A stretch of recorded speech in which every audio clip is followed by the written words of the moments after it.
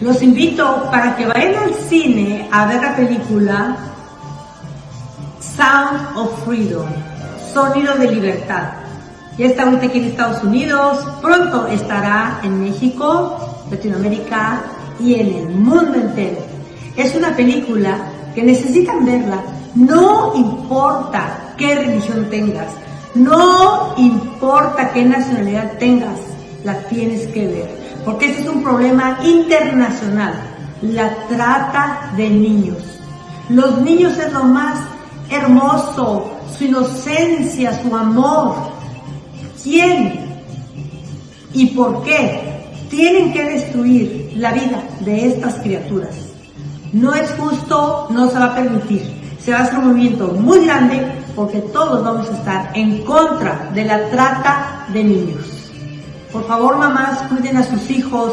Los criminales andan por todos lados cuando vayan al parque, al supermercado o a la librería. A veces veo a las mamás que están con su celular y el niñito por acá. En cuestión de segundos les pueden robar a sus hijos. No queremos ver a sus hijos, a ningún miembro de nuestra familia, a nadie, a ninguna criaturita más, que abusen de ellos, que los conviertan en esclavos, que los utilicen sexualmente, porque los venden. Y cuando ya no los necesitan, los matan y venden sus órganos. Este es un negocio billonario, el cual se debe de acabar. Dios nuestro Señor nos va a ayudar.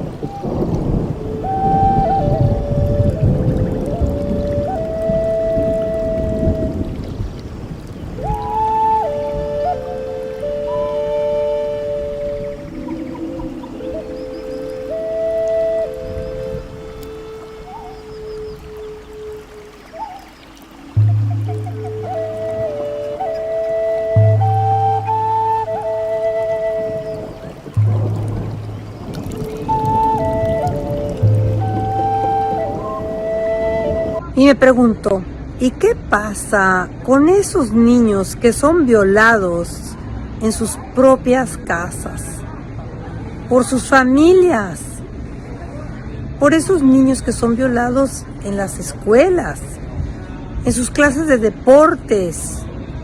No, Dios mío, esto tiene que parar.